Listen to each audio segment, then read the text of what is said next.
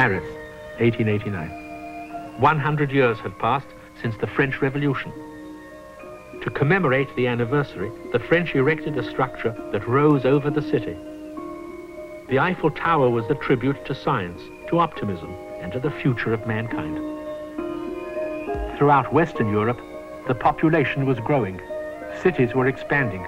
The middle classes, secure in their power, enjoyed the benefits of a prosperous society.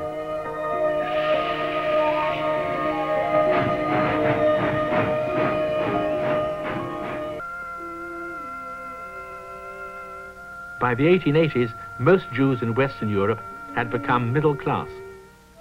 They had won their political rights. They had won a place in European society as well.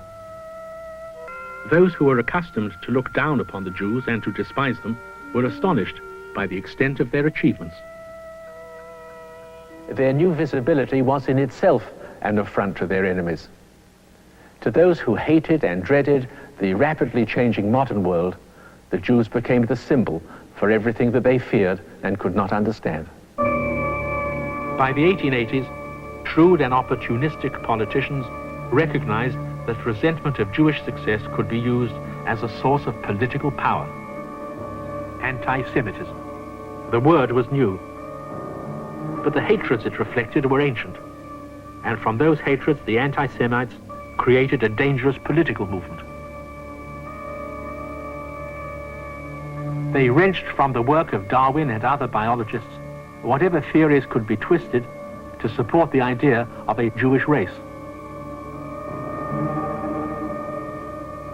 They blamed the Jews for the growth of industry. They blamed them for poverty and suffering. They blamed them for the modern world. In the 1890s, the forces of anti-Semitism had reached as far as these chambers of the Austrian parliament. Here in Vienna, as elsewhere, political parties sought to gain electoral support by pandering to popular anti-Semitic attitudes. And there were anti-Semites for every political persuasion. Radical anti-Semites saw the Jews as leading the forces of capitalism. Liberal anti-Semites saw them as a backward Oriental people incapable of absorption into the nations of Europe, while conservative anti-Semites saw the Jews as rootless, lacking in tradition, dangerously modern.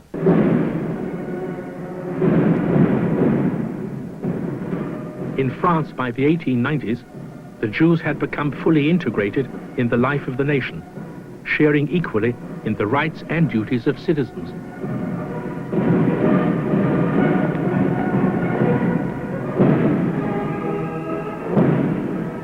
It's here that one of the most notorious anti-Semitic episodes took place.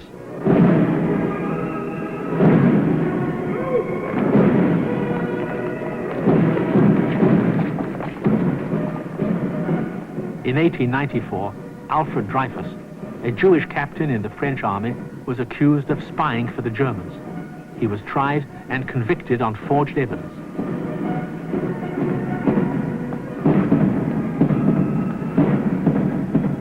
In a public ceremony, Dreyfuss was stripped of his rank, while in the crowd around him there were shouts of "Death to the traitor! Death to the Jews!" The anti-Semitic press took up the cry. What a terrible lesson, this disgraceful treason of the Jew Dreyfus. All the maneuvers of Jewdom are directed against the very soul of France. Dreyfus was in fact entirely innocent. He was exiled to the prison colony of Devil's Island. For 4 years, his case was forgotten. Then in 1898, the writer Émile Zola published an open letter to the President of France. I will tell the truth. It is my duty to speak. My nights would be haunted by the specter of an innocent man atoning for a crime he did not commit. I accuse General Bigot of having had in his hands decisive proof of Dreyfus's innocence and of having suppressed it. I accuse General Mercier of being an accomplice. I accuse General Boisdef of being an accomplice. I accuse the court-martial of condemning an innocent man. To many Frenchmen, Zola's attack on the generals seemed to be an attack on France itself. His article unleashed a storm. Mobs rioted in the streets of Paris. Duels were fought. Families and friendships were torn apart. All France took sides for Dreyfus or against him. Anti-Semites throughout Europe exploited the Dreyfus affair. In Rome, the official Jesuit newspaper denounced the emancipation of the Jews. The Jews have invented the allegations of a judicial error. The real error was granting them French nationality. That law must be revoked, not only in France, but in Germany, Austria, and Italy as well. Zola and his allies held their ground. In 1899, an official inquiry began. It found that the evidence against Dreyfus had indeed been forged by officers of the French army. A second court-martial again found Dreyfus guilty, although this time with extenuating circumstances. Dreyfus was fully cleared only in 1906. He resumed his commission and was awarded the Order of the Legion of Honor. Most Jews in France were reassured by Dreyfus's victory. They felt that they, along with Dreyfus, had won their case against the anti-Semites. Among the journalists in Paris during the Dreyfus affair was a Viennese Jew, Theodore Herzl. He came to a different conclusion. We have honestly striven everywhere to merge ourselves in the social life of surrounding communities and to preserve only the faith of our fathers. It has not been permitted to us. In countries where we have lived for centuries, we are still cried down as strangers. I think that Herzl appeared on the scene at the moment that he could have made an impact. Because had he appeared earlier on, the hope of integration was still strong, going strong. It was only against the background of the rising wave of anti-Semitism in the fourth quarter of the 19th century, of political anti-Semitism, that Herzl's mission could be accomplished. Herzl was the right man in the right moment, in the right place. From there in 1891, when he was correspondent of the Neue Freie Presse in Paris, he met the French anti-Semitism. He met Drummond. He met La France Juive. And there, in 4 years, he went through a surge that moved from seeing the Jewish problem as a religious problem, through social problem, to a national problem. And now, in 4 months, he had the Zionist solution. The Jewish state had a shocking impact on the Jewish world. Herzl, the well-known writer, Herzl, who is far from the Jewish question, is writing such a book. And from that point, the Jewish world had to decide or against Herzl. At the end of August 1897, Herzl decided to convene the first Zionist Congress. At the first Congress, it's the first time there is a program, the Basel program, that said that the Jewish people will or want to have Heimstätte, homeland, only in Palestine. And from that day, the Zionist movement was created, and the government of the Jewish people was created. He did not know the situation in Palestine at all. He was ignorant of what was going on in Palestine. And all in all, he was very naive compared to our sophistication this day. But I think that his naivete, his innocence, was a source of force, because had he known in advance all the difficulties, all the suffering, all the struggle that is involved in the realization of his idea, maybe he wouldn't have started.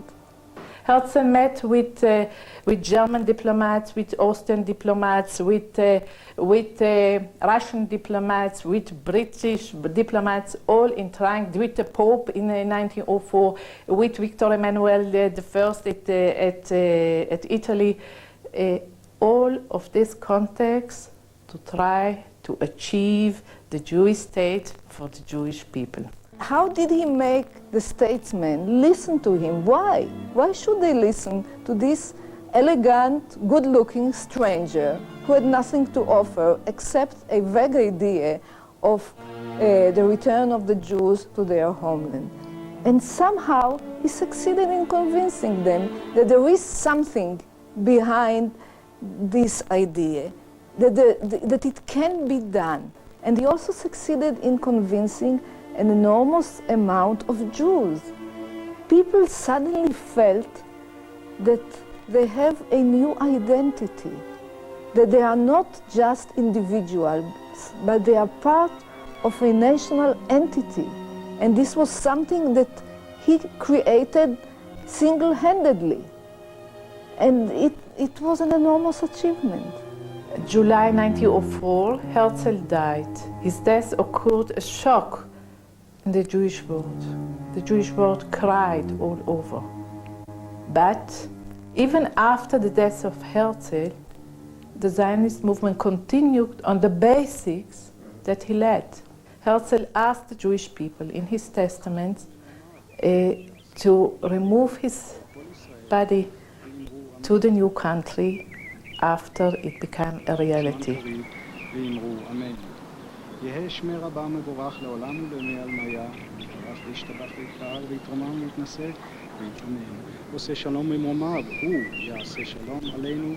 My name is Gabriel L. Herzl. I remember coming to this place from my childhood. This place is the Mount Herzl here in Jerusalem, a mountain that is a national monument of this country. And here on top of the mountain are buried the remains of Dr. Theodore Herzl, which were brought to this country by then the newly government of Israel a year after independence. That was the year 1949. I came to say the religious prayer on a person who has died, and this is the Kaddish.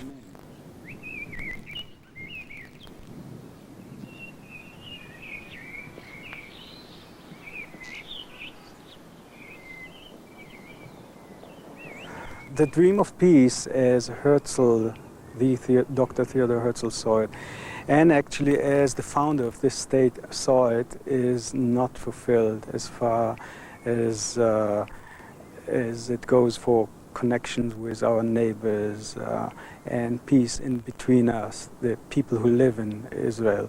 Many things still have to be worked on in this country.